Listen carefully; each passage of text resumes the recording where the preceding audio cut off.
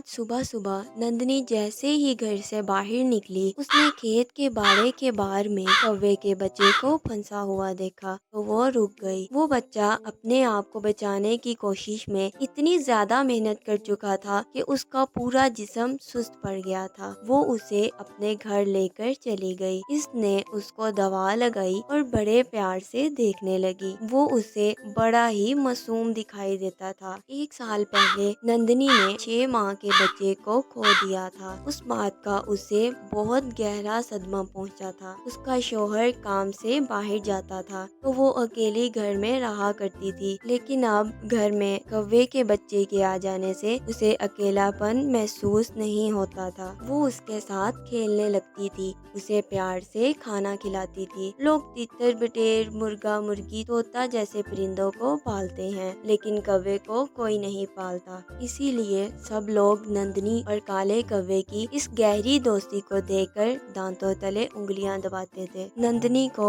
उस बच्चे में सारी खूबियां नजर आती थी। वो उसे टीटू कहकर बुलाती थी। टीटू सुबह सुबह अपनी दोस्त नंदनी को जगाने का काम भी करता था। वो हमेशा उसके आसपास ही रहता था। वो नंदनी का इशारा बिना कहे ही समझ लेता था। वो कभी भी नंदनी से दूर नहीं जाता था। नंदनी को ऐसा लगने लगा था कि उस कौवे से उसका कोई पुराना रिश्ता है। दोनों की दोस्ती पक्की हो गई। एक दिन नंदनी टीटू के साथ गांव की तरफ जा रही थी। उसी वक्त अचानक टीटू हवा में उड़कर नंदनी को रोकने लगा। नंदनी बहुत परेशान हो गई। वो आगे बढ़ने की कोशिश करती, लेकिन टीटू उसे रोक देता। उसके बाद नंदनी ने जैसे ही आगे नजर डाली तो उसके होश उड़ गए। उसके आगे नाग नागिन का जोड़ा रास्ते में ही था। टीटू ने उस खतरे को भांप लिया था, इसलिए वो अपनी दोस्त की हिफाजत करने की कोशिश कर रहा था। उसी वक्त नागिन आगे बढ़कर नंदनी के पास आने लगी। टीटू उस पर हमला करने लगा। नागिन भागने पर मजबूर हो गई। मेरा प्यारा टीटू, तू सिर्फ मेरा प्यारा दोस्त ही नहीं है, बल्कि तू मेरी हिफाजत भी करता है। मुझे छोड़कर कभी नहीं जाना। टीटू ने भी बड़े प्यार से नंदनी की तरफ देखा और हामी में इशारा किया।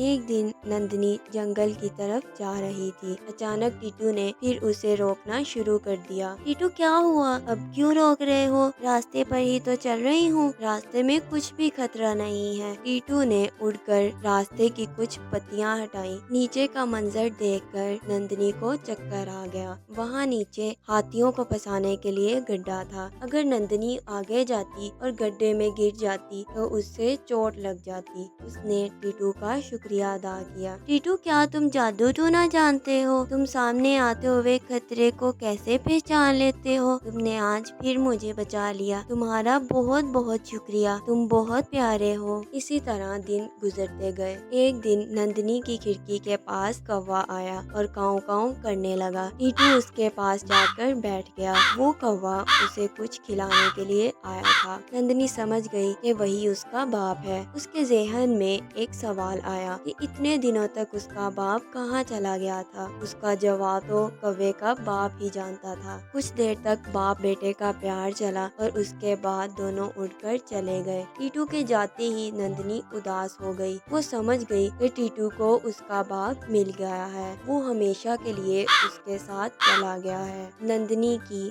भूख प्यास मिट गई। वो पछताने लगी कि उसने टीटू से इतनी दोस्ती ही क्यों की। ये जानवर भला उसके एहसासात को कैसे समझ सकेगा। शाम होने को आई। नंदनी बहुत उदास बैठी थी। उसकी आंखों में आंसू थे। उसे टीटू के साथ बिताए हुए दिन याद आ रहे थे। वो टीटू की आस छोड़ चुकी थी। जैसे ही सूरज ढलने लगा, नंदनी के कानों में काऊ काऊ की आवाज पड़ी। उसने खिड़की के पास देखा तो वो खुशी से झूम उठी। टीटू बड़े प्यारे अंदाज से आकर बैठ गया था। वो उड़कर नंदनी के पास आ गया। दोनों बिछड़े हुए दोस्त मिल गए। उनके दिल के फूल खिल गए। टीटू के अब्बा भी उसके साथ ही आए थे। वो अपने बच्चे की हिफाजत के लिए नंदनी का शुक्रिया अदा करने आए थे। अब तीनों इत्मीनान में थे और इन्होंने मिलकर साथ खाना खाया। तीनों खुशी खुशी साथ रहने लगे।